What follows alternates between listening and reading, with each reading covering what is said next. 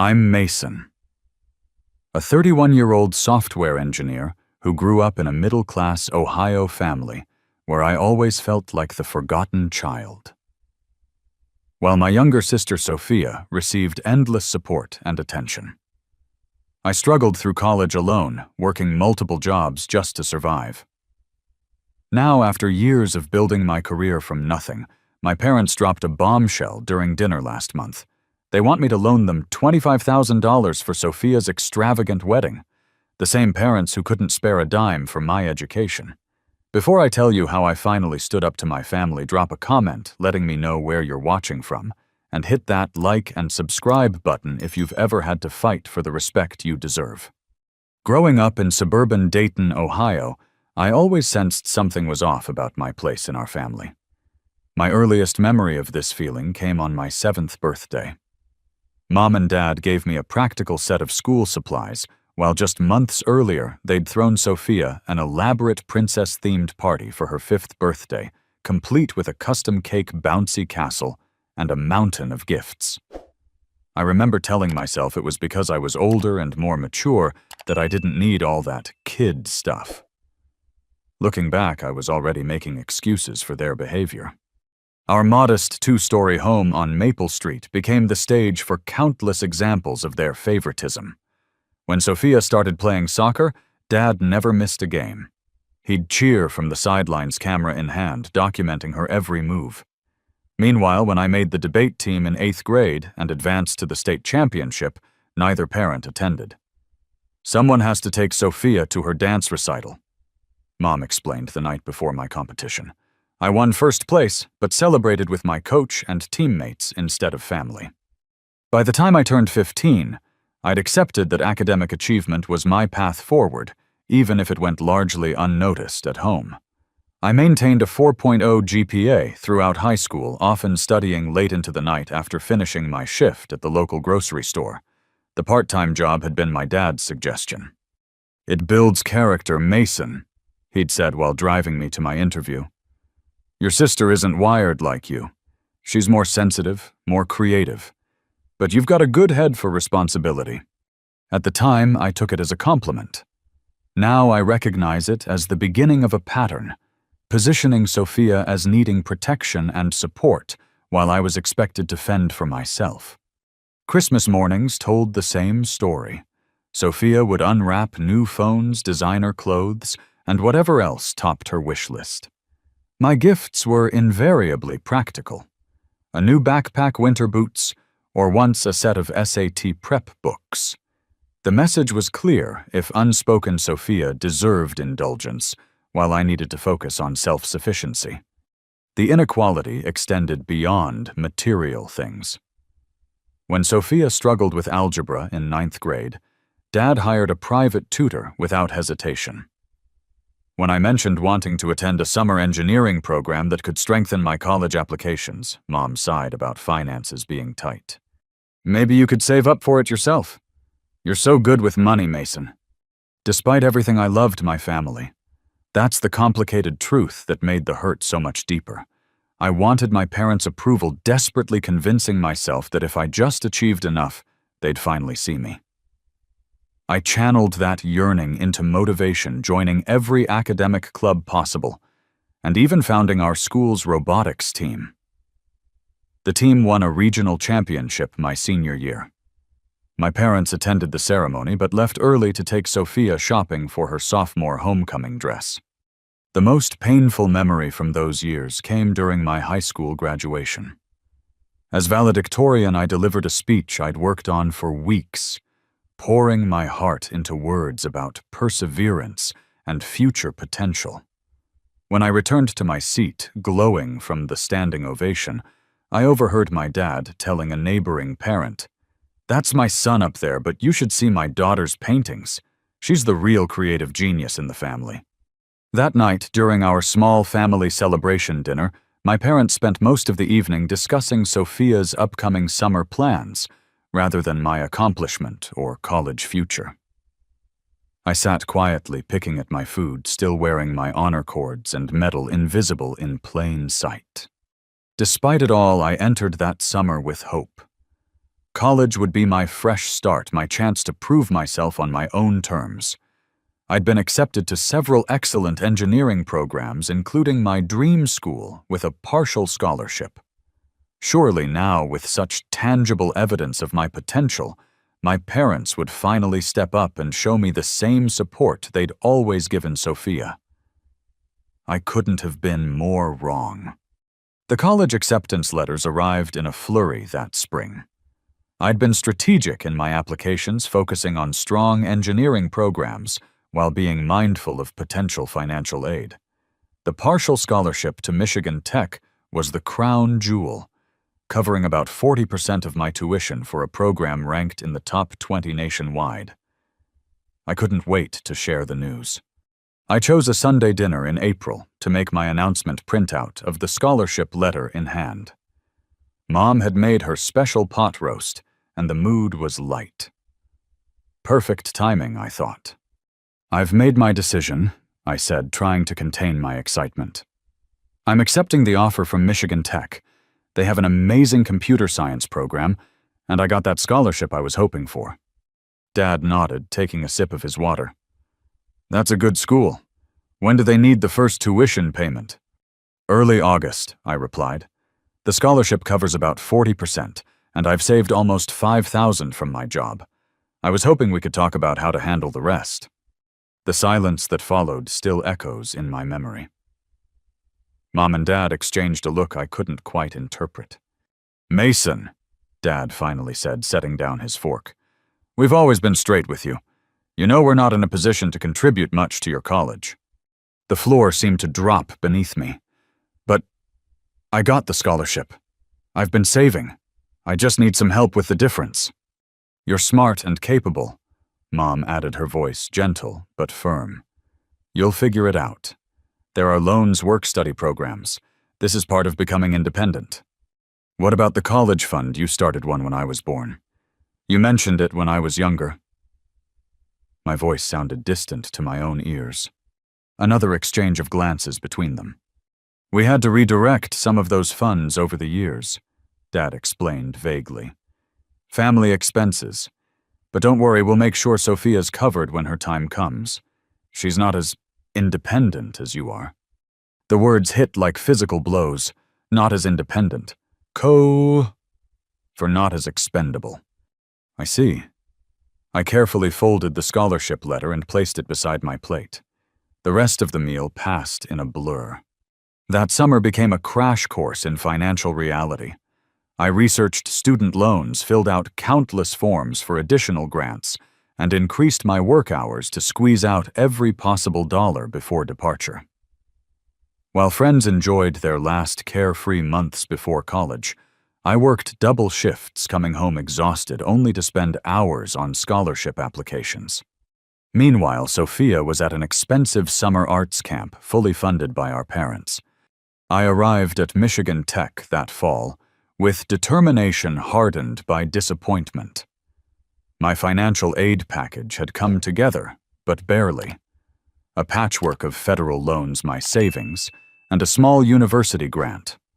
I'd need to work throughout the school year to afford books, food, and housing. My first apartment was a cramped 2-bedroom unit shared with 3 other students, all of us trying to minimize living expenses. My bedroom was actually a converted dining nook with a curtain for privacy, but the rent was cheap. Our furniture consisted of cast-offs and curbside finds. I slept on an air mattress for the entire first semester until I could afford a used futon. My schedule that first year was brutal. Classes from morning until mid-afternoon, then straight to my campus job at the library until closing. Weekends meant shifts at a local diner, where I could sometimes bring home leftover food, a significant perk when ramen and peanut butter sandwiches were dietary staples. The toll wasn't just physical. I watched as other students joined clubs, attended campus events, and built the social connections that college is supposed to foster. I missed most of these opportunities, too busy working or too exhausted to participate. When classmates planned weekend trips or ordered late-night pizza, I made excuses rather than admit I couldn't afford it. The winter break of freshman year brought another painful contrast.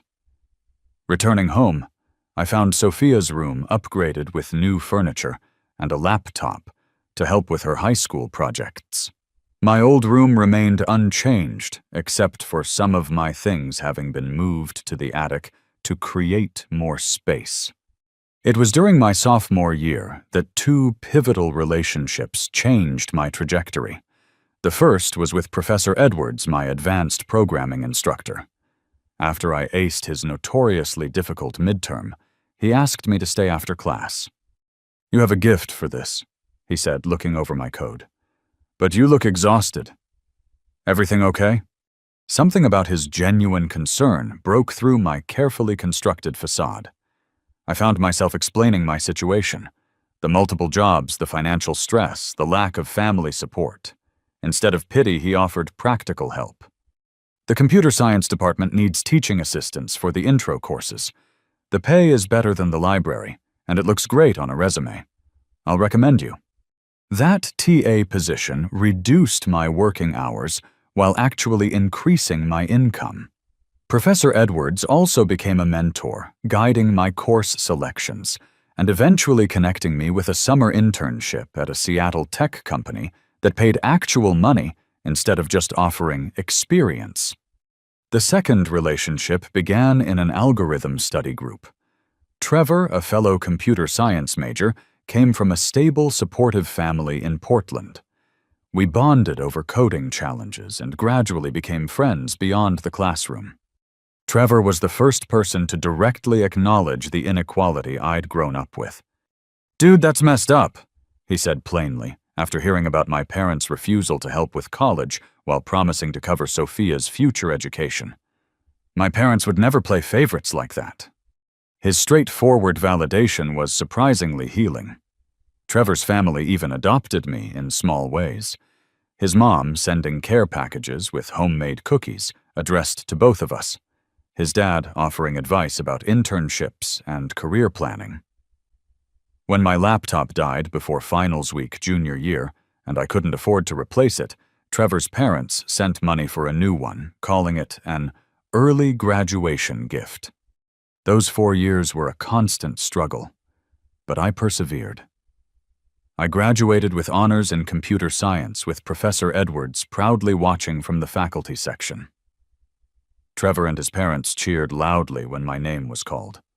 My own parents attended, of course, but their excitement seemed muted compared to their reaction at Sophia's high school graduation the same month. While they took dozens of photos of Sophia with her friends and teachers, they managed only a quick family picture after my ceremony, before discussing where to take Sophia for her celebratory dinner. As I packed my belongings that summer, preparing to move to Seattle for my first post-college job, I realized I was packing away my expectations of parental approval along with my textbooks and clothes. I'd built my own success without their support. Now, I would build my own life without their validation. I left Ohio with a computer science degree, substantial student loan debt, and a determination to never look back. Seattle welcomed me with persistent rain and limitless opportunity. My entry-level software development position at Horizon Tech didn't pay spectacularly, but after years of poverty-level student living, my salary felt like sudden wealth. I found an affordable studio apartment in Fremont, tiny but mine alone, and began establishing routines that didn't revolve around constant work and study. Those early professional years taught me as much about workplace dynamics as technical skills. I quickly learned to volunteer for challenging projects. Others avoided making myself valuable beyond my junior status. Every day was a learning experience, sometimes exhilarating, sometimes humbling, but always moving forward. 18 months in, I completed a critical database migration project 2 weeks ahead of schedule. My manager noticed. "You've got serious potential, Mason," she said during my review. "Keep this up and you won't be junior level for long." The validation from a respected professional meant more than any approval I'd sought from my parents. I maintained minimal contact with my family during this time. Obligatory phone calls on holidays and birthdays, mostly listening to updates about Sophia's college experience.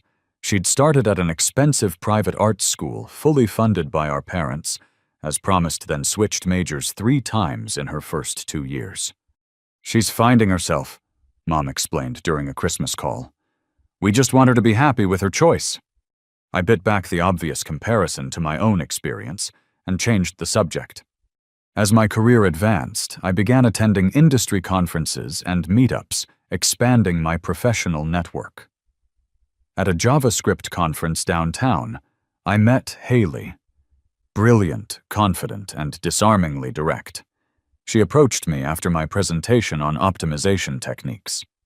"Your solution for the memory leak issue was elegant," she said, "but I think there's an even more efficient approach." She proceeded to outline an alternative that was indeed better than mine. I was simultaneously humbled and intrigued. Our first date lasted 5 hours, dinner extending into coffee, then a long walk along the waterfront discussing everything from algorithm efficiency to favorite childhood books. With Haley, conversation was effortless. She worked as a UX designer at a competing tech firm, bringing a perspective that complemented my more back-end focused experience. As our relationship deepened, I witnessed family dynamics I'd never experienced. Haley's parents treated their 3 children with consistent love and support, celebrating each person's unique strengths without comparison or favoritism. The first time I joined them for a holiday dinner, her father made a toast that included something positive about each family member's year. The casual, genuine affection between them all was almost disorienting to witness. "Your parents are amazing," I told Haley afterward. "They're not perfect, but they try to be fair," she replied. Then, after I'd shared more about my own upbringing, "What happened to you wasn't fair, Mason. It wasn't about you not deserving support. It was about them failing as parents." Her perspective helped me see my childhood through a different lens. Maybe I wasn't lacking. Maybe they were. 3 years into my Seattle life, I received a significant promotion to senior software engineer, accompanied by a salary increase that finally allowed me to accelerate my student loan payments. I celebrated by opening my first investment account, a small but symbolic step toward long-term financial security. The following year, I put a down payment on a modest 1-bedroom condo in Ballard. After a lifetime of temporary spaces, the shared bedroom with constantly shifting furniture, the curtained alcove in college rented apartments, I finally had a home that was truly mine. I spent weekends painting walls, assembling furniture, and slowly transforming the space into a reflection of myself rather than a temporary shelter. Meanwhile, updates from Ohio continued in their predictable pattern. Sophia finally graduated after 5.5 years with no immediate job prospects. My parents bought her a new car as a graduation gift to help with her job search and subsidized her apartment in Cincinnati while she found her creative path. During one of my rare visits home, I noticed framed photos of Sophia throughout the house, documenting every life stage from infancy through college graduation. My presence was limited to a single family portrait and one graduation photo tucked on a side table.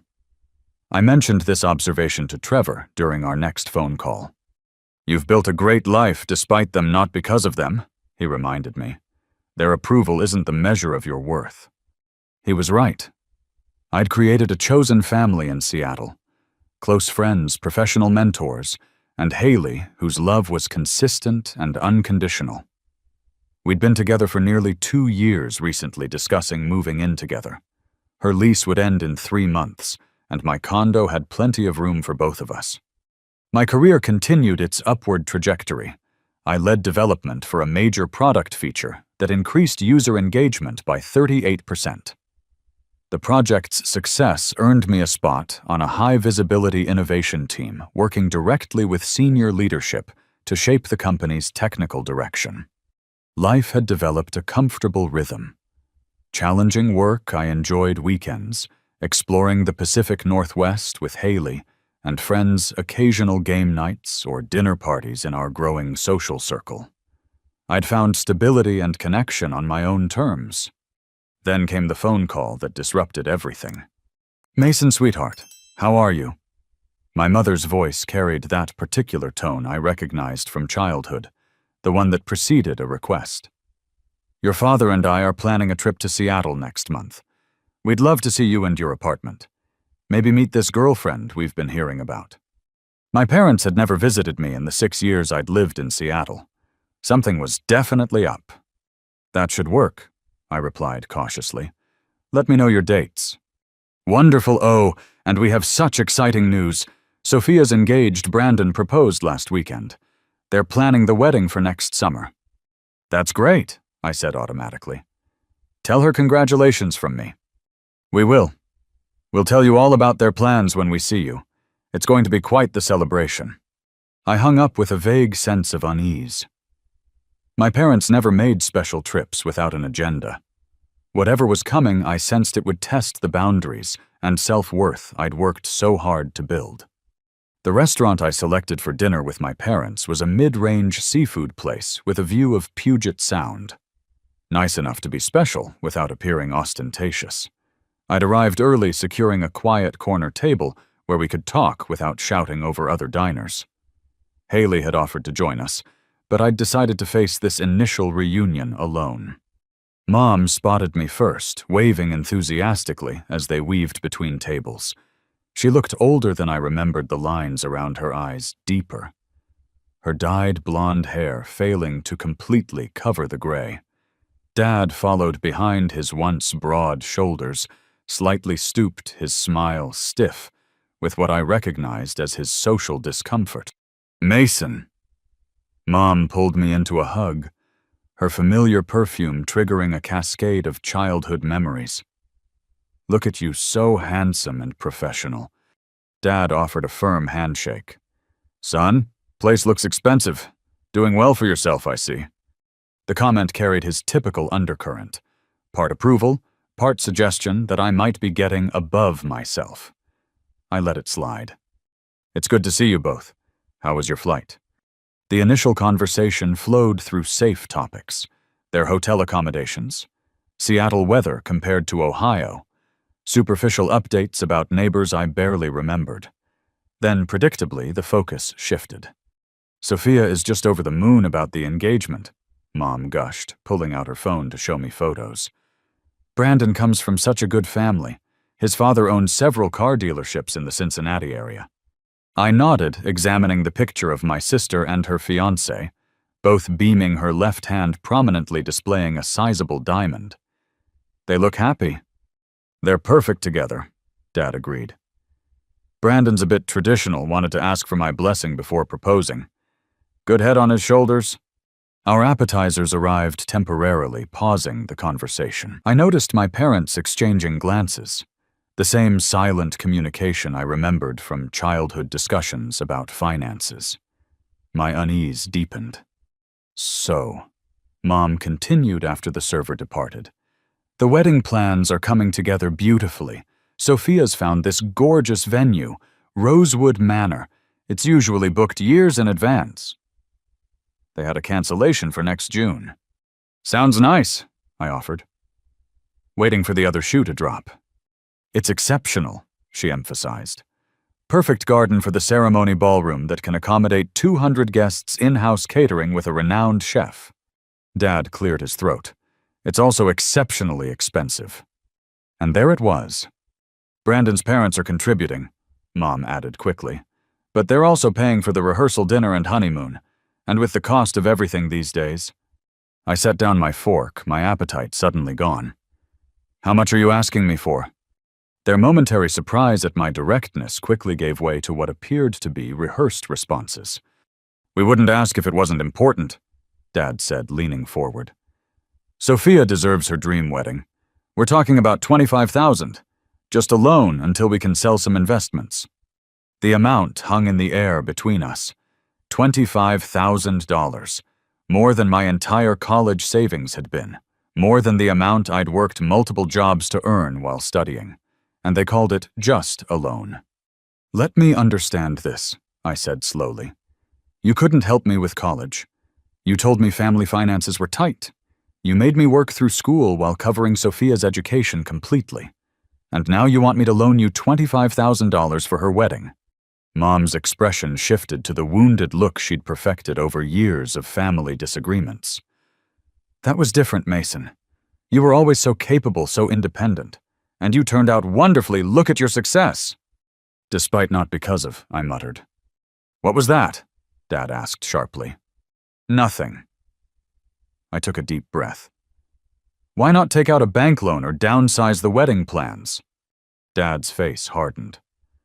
Banks ask too many questions.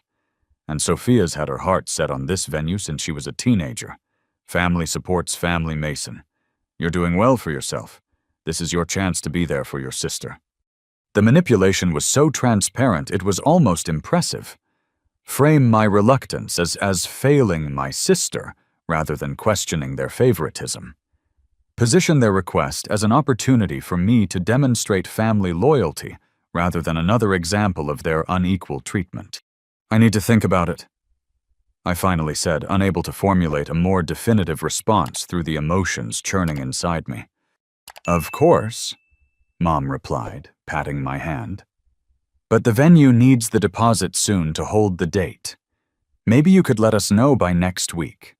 The remainder of dinner passed in strained conversation. They declined my half-hearted offer to show them my condo, citing early travel plans for the following day.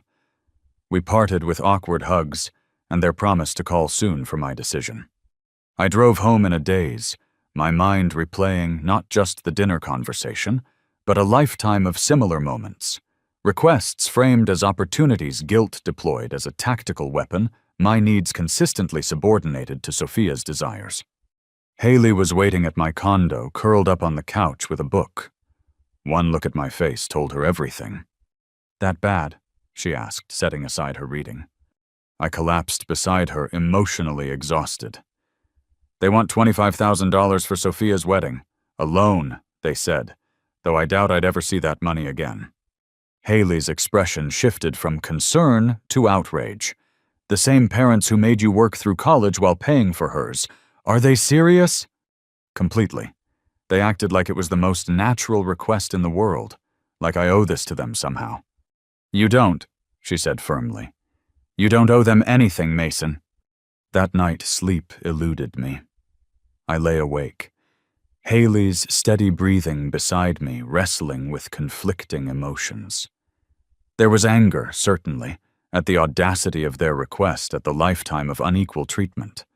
But beneath that simmered hurt, that childhood yearning for approval that apparently still lived within me. And deeper still, a question: if I refused, would I be cutting the last threads connecting me to my family? The next morning I called Trevor. Our friendship had weathered the post-college transition sustained by regular calls and occasional visits. He knew my family history better than anyone except Haley. They want how much? He exclaimed after I explained the situation. $25,000. For a wedding, man, that's insane, especially given, well, everything. I know, I sighed. Part of me wants to say yes just to avoid the conflict, to be the bigger person. Being the bigger person doesn't mean being a doormat, Trevor replied bluntly. They've been taking advantage of your reasonableness your entire life. Maybe it's time they faced reality. What if it ends things between us for good? What exactly would you be losing? Mason parents who value you less than your sister, who see you as a resource rather than a son. Maybe the relationship needs to end, or at least change dramatically. His words resonated painfully with realizations I'd been avoiding. My relationship with my parents had always been transactional, rather than nurturing. I had given effort, achievement, self-reliance, emotional accommodation, while they had primarily taken. As the week progressed, my parents called daily, each conversation increasingly pressured. The venue won't hold the date much longer, Mom insisted.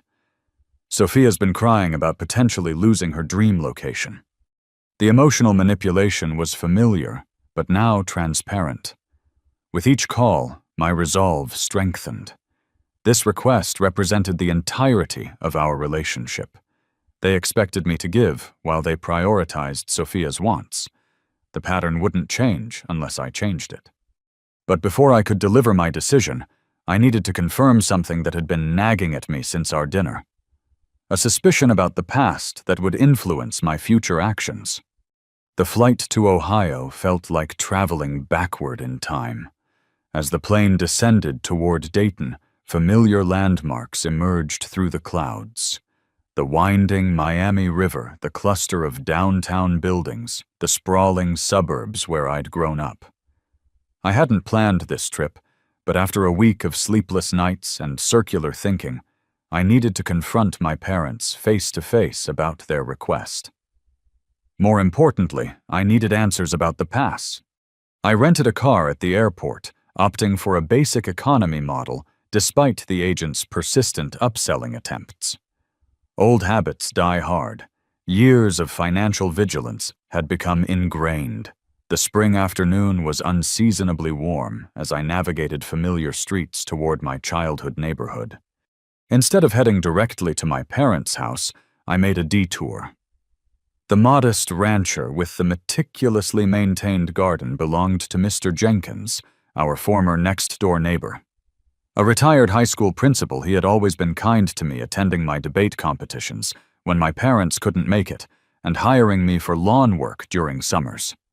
If anyone would give me honest answers, it would be him. His eyebrows rose in surprise when he opened the door. "Mason! Good Lord, look at you all grown up. What brings you back to town?" "Family matters," I replied vaguely. "Thought I'd stop by and say hello while I'm here." His living room remained unchanged from my childhood memories. Comfortable furniture, bookshelves lining the walls, the faint scent of pipe tobacco, though he'd quit smoking years ago. We settled in with iced tea, catching up on the intervening years. I told him about Seattle, my career, and Haley. He shared neighborhood gossip and updates on his grandchildren. When the conversation naturally ebbed, I carefully steered it toward my real purpose. My parents mentioned they're helping Sophia plan her wedding. Sounds like quite an event. Mr. Jenkins nodded. "Oh yes, your mother talks about it constantly. Quite the production from what I gather." "They've always gone all out for Sophia," I said, keeping my tone light. "Remember how they handled our college years? Sophia got the full ride from them while I worked my way through." A flicker of confusion crossed his face.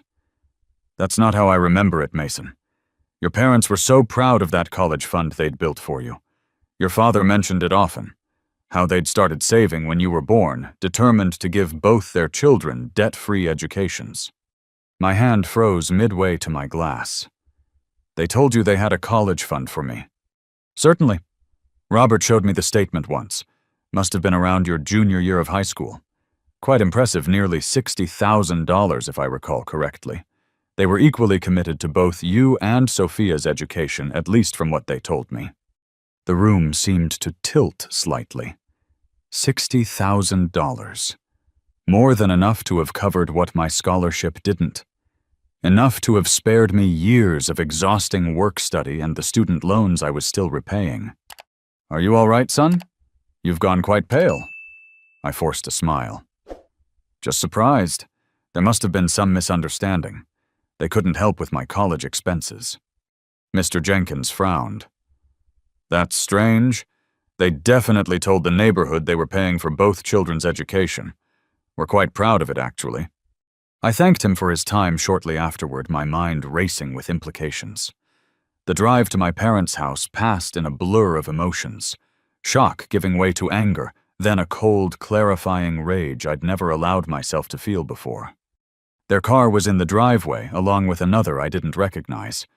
I hadn't called ahead, preferring the element of surprise. Dad answered the door, his initial smile faltering at my expression. "Mason, we weren't expecting you. Is everything okay?" "We need to talk," I said, stepping past him into the foyer. "About the wedding loan, and about my college fund." Mom emerged from the kitchen, wiping her hands on a dish towel. "Mason, what a wonderful surprise." "Is it?" I asked coldly. "I just had an interesting conversation with Mr. Jenkins. He seems to think you had a $60,000 college fund for me. Funny, since you told me family finances were too tight to help with my education. The color drained from both their faces. Their silent exchange, that familiar look passing between them, confirmed everything before they spoke a word. Mason, it's complicated, Mom began. Then uncomplicate it, I demanded. Where did my college fund go? Dad straightened, adopting the authoritative posture that had intimidated me as a child. It had no effect now. We made decisions as parents that we felt were best for the family. We don't owe you an explanation. You do if you want $25,000 from me. A new voice entered the conversation. What's going on? Sophia stood in the doorway to the living room, confusion on her face. Behind her, a tall man I assumed was Brandon watched uncomfortably. Perfect timing, I said. I was just asking Mom and Dad what happened to my college fund. The $60,000 they apparently saved for my education, but never gave me. Sophia looked between our parents, clearly surprised. What is he talking about? The ensuing silence confirmed what I already knew. Sophia had been kept in the dark as well, a beneficiary of their favoritism, but not necessarily a conspirator. Your brother is exaggerating, Dad finally said. There was some money set aside, but circumstances changed. What circumstances? I pressed. And where did the money go? More uncomfortable silence. The kitchen renovation, Mom eventually admitted quietly. And Sophia's car, some other expenses. My car. Sophia looked stunned. The one you bought me for graduation. That was Mason's college money. You needed reliable transportation, Dad defended. Mason was doing fine on his own. He had scholarships loans. He didn't need it like you did. The absurdity of his statement might have been laughable if it weren't so infuriating. I worked 30 hours a week while carrying a full course load. I lived on ramen and shared a converted dining room with a curtain for privacy. I graduated with $20,000 in debt that I'm still paying off. How exactly was that doing fine? You've always been stronger, more resilient, Mom insisted. Look how well you turned out. A successful career, a nice condo. Everything worked out for the best. Despite you, not because of you, I said, finally voicing what I'd only muttered at dinner. I succeeded despite your lack of support, not because of it. Sophia stepped forward, her expression troubled. I had no idea, Mason. I swear. But... Her voice shifted, an edge of entitlement creeping in. That was years ago. What does this have to do with my wedding? They want me to loan them $25,000 for your dream venue, I explained, watching her reaction carefully. Well, it is an amazing location, she replied, missing the point entirely. And after all they've done for me, I can't let them down. Surely you can help, you're doing so well financially. Her response crystallized everything. The family dynamic perfectly captured in a single moment. My sister had been raised to expect support and accommodation, while I'd been raised to provide it without question. This is unbelievable, I said, looking between them. You stole my college fund, watched me struggle for years, and now want me to finance Sophia's extravagant wedding. Do you hear yourselves? Don't be so dramatic, Dad snapped. Nobody stole anything. That money was always ours to allocate as we saw fit. And you saw fit to give everything to Sophia, and nothing to me, as always. That's not fair, Sophia interjected, tears forming. You're trying to ruin my wedding because you're jealous of me. You always have been. The accusation was so backward it momentarily stunned me into silence. Brandon, who had been quietly observing from the doorway, finally spoke. Sophia, honey, I think your brother might have a valid point here. It doesn't sound like he was treated very fairly. She whirled on him. Whose side are you on? There shouldn't be sides in a family, he replied quietly. I'd never met Brandon before, but in that moment I felt a flash of respect for him. He'd seen our family's dysfunction in record time and had the courage to name it. He's right, I said. There shouldn't be sides. Parents should love and support their children equally. But that's never been the case in this family, has it? My parents' silence was answer enough. I'm not giving you money for the wedding, I stated firmly. Not a loan, not a gift, nothing. Figure it out yourselves, just like I had to figure out college myself." "You're being spiteful," Mom accused, tears welling. "This is Sophia's special day." "And college was my future," I countered. "But that didn't matter to you then, so the wedding doesn't matter to me now." I turned to leave a lifetime of suppressed emotions threatening to overwhelm me. As I reached the door, Brandon caught my eye and gave a slight nod. Acknowledgement, perhaps even respect. It was more validation than I'd ever received in that house. In the rental car hands, shaking on the steering wheel, I felt simultaneously devastated and liberated.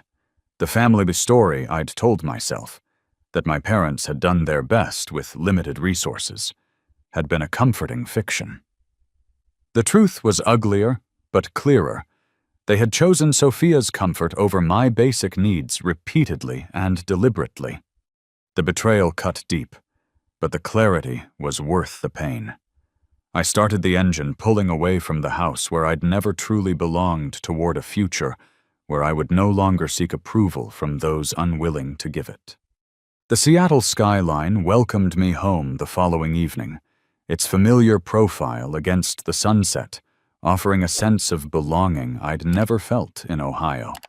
Haley was waiting at the airport, her embrace providing the unconditional acceptance my family never had. "You look different," she observed as we walked to her car. "More resolved?" "I am," I confirmed, recounting the confrontation and revelations. "It was worse than I imagined, Haley.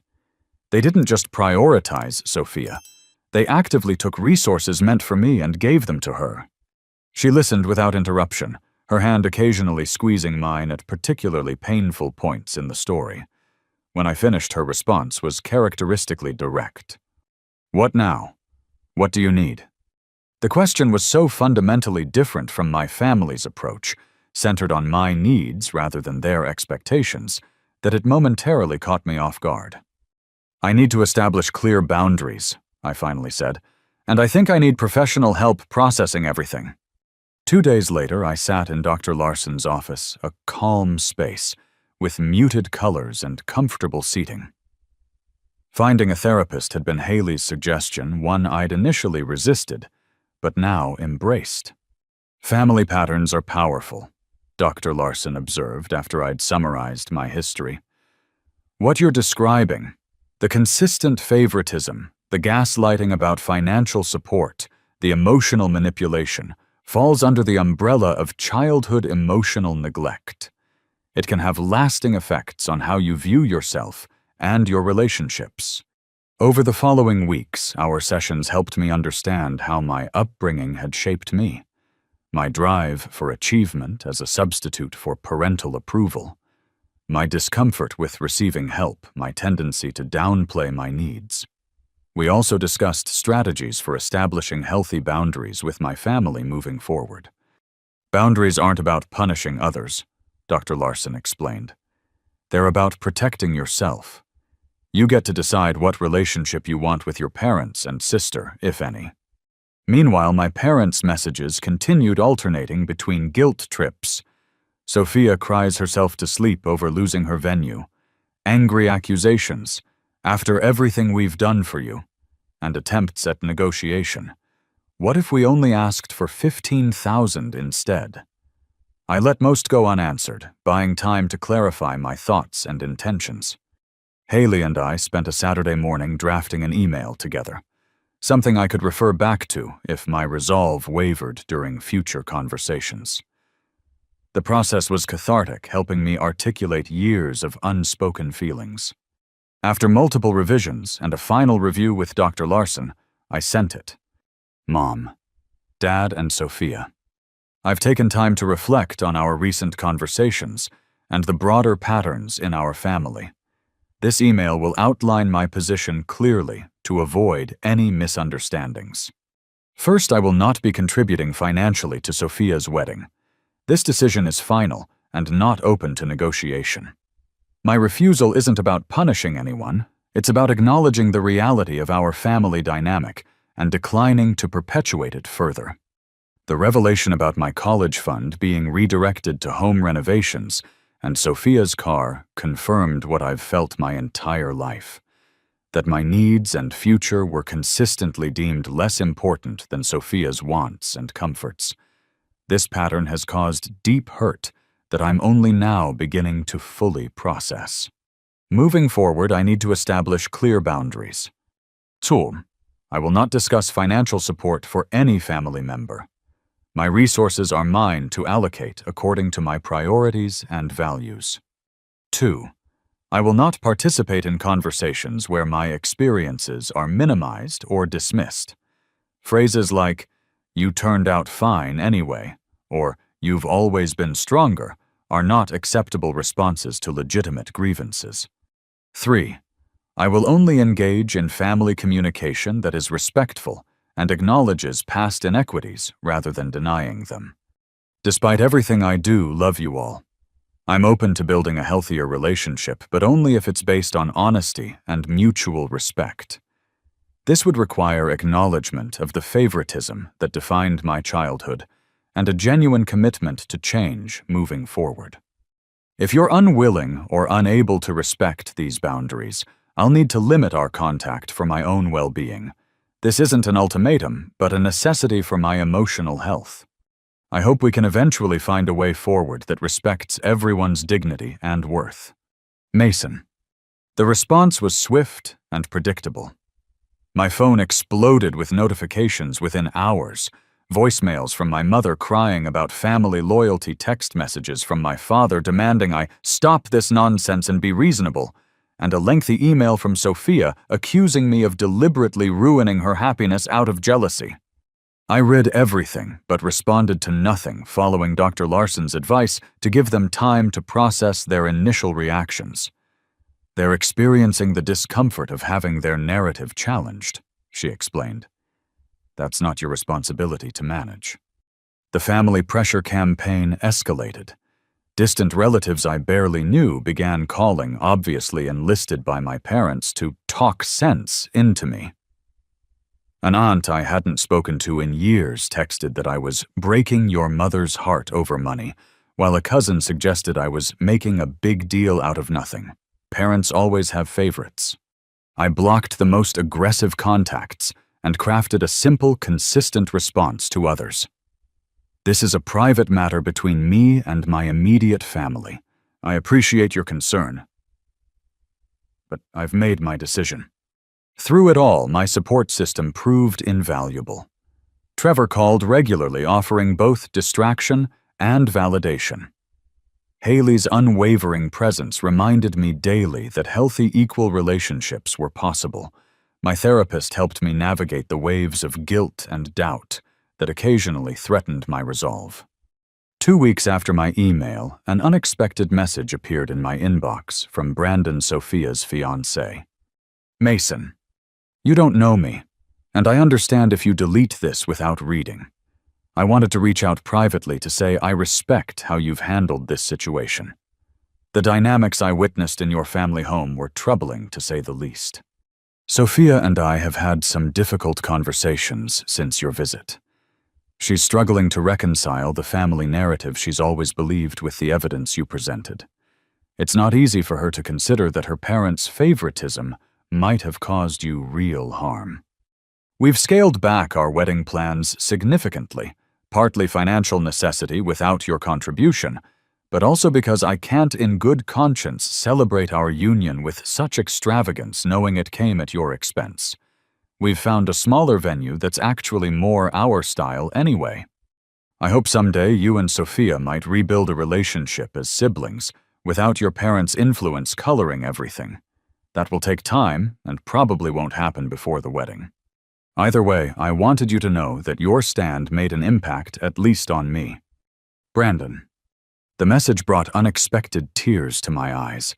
Not just acknowledgement of my experience, but evidence that my boundaries were creating ripples of change. A few days later, another surprise arrived. A handwritten note from Mr. Jenkins. Mason, I've been reflecting on our conversation and subsequent events. Your mother called me quite distressed. I want you to know I've always admired your determination and character. The way you've handled this difficult situation only confirms what I've always believed about you. Sometimes the strongest thing we can do is refuse to participate in stories others have written for us.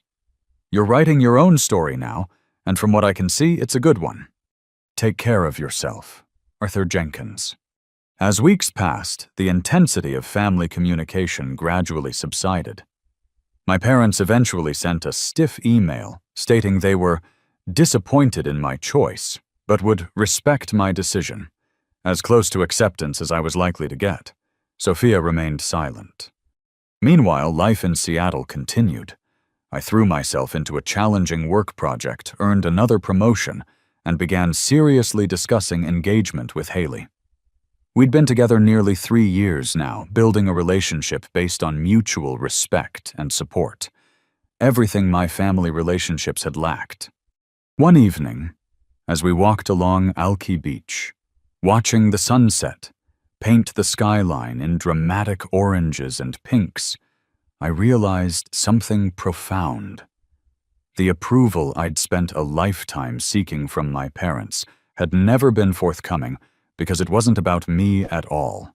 It was about their own limitations and choices. And finally, at 31, I no longer needed it. 6 months passed like a deep breath, slowly released.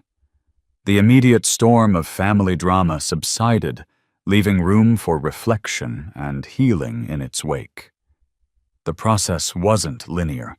Some days brought clarity and peace, while others unearthed new layers of childhood hurt requiring examination. But overall, I moved forward. Dr. Larson helped me recognize that grief was an appropriate response to my situation. "You're not just grieving the loss of your current relationship with your family," she explained during one session. "You're grieving the relationship you never had but always deserved, the supportive, equitable family that should have been your birthright." I channeled much of my emotional energy into physical activity, joining a rock-climbing gym where the focused concentration required left no room for rumination. The metaphor wasn't lost on me.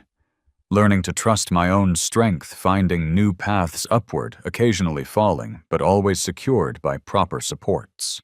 Haley remained my steadfast partner through it all. She knew when to offer comfort, when to provide distraction, and when to simply exist beside me in understanding silence. Her family continued to welcome me, including me in holiday celebrations and family vacations without expectation or condition. Their healthy dynamic served as both comfort and education. This is how family could be. My professional life flourished amid personal healing. The innovation team I'd joined delivered a breakthrough feature that significantly expanded our market share. My contributions earned recognition throughout the company, culminating in a director-level promotion that came with both increased responsibility and compensation. The validation of my capabilities by objective measures reinforced what therapy was teaching me. My worth existed independently of my parents' assessment. Trevor visited Seattle that spring, bringing his new fiancée to meet me and Haley. During a hike through Discovery Park, he asked about my family situation. "Limited contact," I explained. "They send occasional emails, surface-level updates, nothing deep. I respond similarly. It's civil but distant." "And you're okay with that?" he asked. I considered the question seriously. "I'm at peace with it. I can't change them, but I can decide what kind of relationship works for me. This is it, at least for now." 4 months after my boundary-setting email, an unexpected message arrived from Sophia. Unlike our parents' communications, which remained perfunctory and devoid of introspection, hers suggested the beginning of awareness. "Mason. I got married last weekend. It was a small ceremony at Brandon's parents' lake house. Nothing like the extravaganza I once imagined, but perfect in its own way. I found myself wishing you were there, which surprised me given everything that's happened. Brandon has helped me see some hard truths about our family. I've spent my life accepting Mom and Dad's narrative without question. that I needed more support, that you were naturally more independent, that everything was fair in its own way. It's uncomfortable realizing how much I benefited from their favoritism while you struggled. I'm not writing to apologize for them. They're responsible for their own actions and choices. But I am sorry for my role in perpetuating the dynamic, for accepting advantages at your expense without questioning, for the times I must have hurt you without even realizing it. I don't expect this to magically fix things between us. I just wanted you to know I'm beginning to understand, and if you're ever open to rebuilding our relationship as adults, without our parents' influence coloring everything, I'd like to try. Take care, Sophia. I read the message several times, experiencing a complex mix of emotions: validation, cautious hope, lingering hurt. After careful consideration and discussion with Dr. Larson, I crafted a measured response. Sophia, thank you for your message, and congratulations on your marriage. The lake house ceremony sounds lovely and meaningful. I appreciate your reflections on our family dynamics. Recognition is an important first step toward change. While I can't erase the past hurt, I'm open to the possibility of a different relationship moving forward with some essential conditions. Respect for my established boundaries regarding our parents. Acknowledgement of past inequities without minimization. Space for my feelings without defensiveness. Understanding that trust will need to be rebuilt gradually.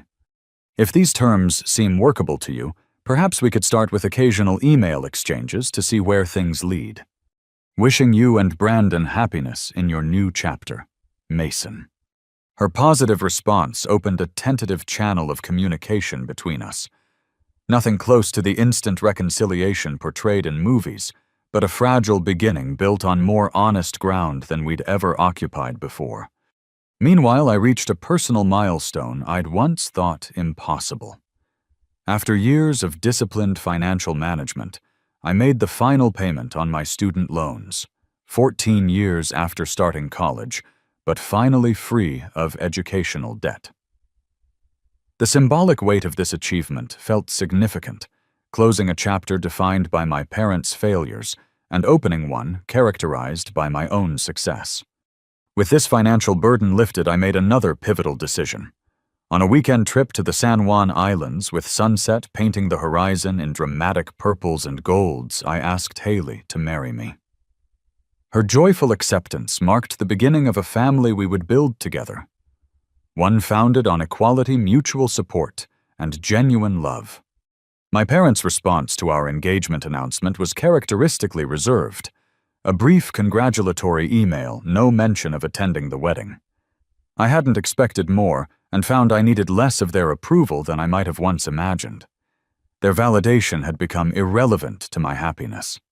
Life continued to unfold in meaningful ways. Haley and I purchased a larger condo with space for her home office and my growing collection of musical instruments, a hobby I'd recently rediscovered after abandoning it in college due to time constraints. We adopted a shelter dog named Cooper, who brought unexpected joy with his enthusiastic approach to everything from morning walks to evening cuddles. My relationship with my parents evolved into something I could manage without sacrificing my well-being. I accepted that they might never fully acknowledge the inequity of their parenting or offer the apology I once craved. Their occasional messages remained superficial, and I responded in kind. Weather updates, basic career developments, nothing that invited deeper engagement. It wasn't the relationship I would have chosen, but it was one I could sustain without reopening old wounds. More surprising was the gradual development of my separate relationship with Sophia. Our email exchanges grew more frequent and substantive, eventually progressing to occasional video calls, where we cautiously explored shared childhood memories from our different perspectives. She seemed genuinely committed to understanding my experience, even when that understanding reflected poorly on choices she'd benefited from. Brandon sometimes joined these calls, his outsider perspective often helping bridge communication gaps between us. Through therapy, supportive relationships, and deliberate reflection, I've extracted meaningful lessons from my family experience. Self-worth isn't determined by parental validation. My value exists independently of my parents' ability to recognize it. Financial independence provides more than material security. It offers protection from manipulation and control. Chosen family can provide the acceptance and support biology sometimes fails to deliver. Breaking generational patterns requires courage and conscious choice. I'm committed to creating different dynamics in my own future family. Boundaries aren't selfish. They're necessary for healthy relationships. Saying no to exploitation isn't rejecting love, it's requiring respect. Forgiveness doesn't require forgetting or continued vulnerability. I can release anger without exposing myself to further harm. The most profound healing comes not from changing others, but from changing how I respond to them. Looking back at my journey from that overlooked child, desperate for approval, to the confident adult, capable of setting boundaries, I recognize that my parents' greatest gift may have been unintentional, the resilience I developed navigating their favoritism. That resilience has shaped my character, career, and capacity for authentic relationships. As Haley and I plan our wedding, modest in scale but rich in meaning, I find myself grateful for the life we're building. It's not the family story I was born into, but it's the one I've chosen to create. And in that choice lies freedom. Have you ever had to establish difficult boundaries with family members who couldn't see their own favoritism or unfair treatment? Drop a comment below, sharing your experience and how you handled it. If this story resonated with you, please hit that like button and subscribe to hear more journeys of overcoming family challenges. And if you know someone struggling with similar family dynamics, share this video. Sometimes knowing we're not alone in these struggles is the first step toward healing. Thank you for listening to my story, and remember you deserve respect and equal treatment even from family, especially from family.